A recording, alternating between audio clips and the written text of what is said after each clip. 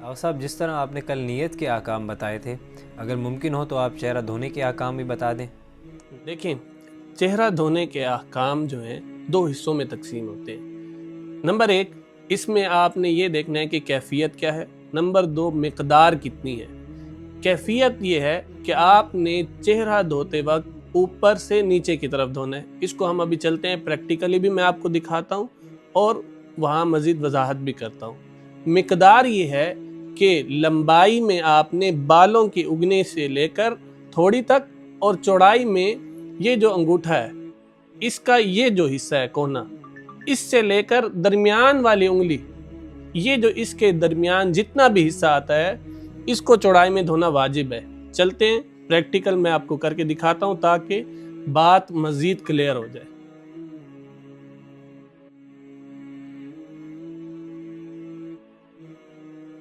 معذرت برادر، اگر ممکن ہو اسے پکڑیں تاکہ میں آپ لوگوں کو چہرہ دھونے کے کچھ احکام سکھا دوں۔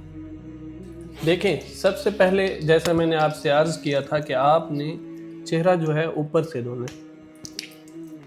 یہ جو بال اگنے کی جگہ ہے یہاں سے شروع کرنا ہے، اور پھر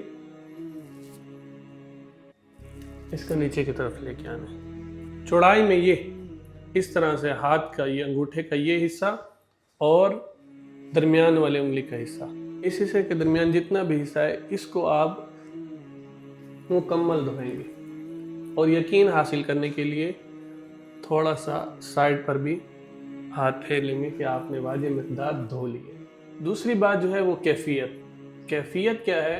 جیسا کہ ہم نے عرض کیا تھا کہ اوپر سے نیچے کی طرف دھونا۔ اس میں کیا ہے، جب آپ نے پانی لے لیا، پانی لینے کے بعد آپ نے یہاں سے شروع کرنا ہے اور نیچے لے کر آنا ہے۔ یہاں 2 طرح کے افراد ہمیں ملتے ہیں۔ ایک وہ افراد ہیں جو پانی ہی نیچے سے ڈالتے ہیں، ایسا جو کرتا ہے احتیاط واجب کی بنا پر اس کا بھی وضو درست نہیں ہے۔ اور پھر اس کے برعکس ہمیں یہ بھی دیکھنے کو ملتا ہے کہ بعض افراد وسوسے کا شکار ہوتے ہیں، چونکہ اوپر سے نیچے کی طرف دھونا ہے تو وہ بہت باریک بینی سے ایسے بال کو اوپر کر کے اور اس طرح سے ہمیں ہاتھ رکھتے ہوئے نظر آتے ہیں، اور کافی دیر لگا دیتے ہیں کہ بھئی ہم اوپر سے ہی شروع کریں، حالانکہ مسئلہ برعکس ہے۔ منہاج الصالحین میں واضح الفاظ میں لکھا ہوا ہے کہ عرفاً کہا جائے کہ اوپر سے نیچے دھویا جا رہا ہے، لہٰذا اس قدر دقت کی ضرورت نہیں ہے۔ اب یہ ہو سکتا ہے کہ کوئی سوال کرے کہ جب ہم نے اس طرح ہاتھ رکھا بالوں کے اگنے کی جگہ سے تو آغاز کیا، لیکن کیا ہوا؟ ہمارے بال گیلے ہو گئے۔ کیا ان بالوں کے گیلے ہونے کی وجہ سے وضو پر کوئی اثر مرتب ہوتا ہے یا نہیں؟ تو اس کا جواب انشاءاللہ جب ہم مسح کے احکام بیان کریں گے وہاں اس چیز کو ذکر کریں گے۔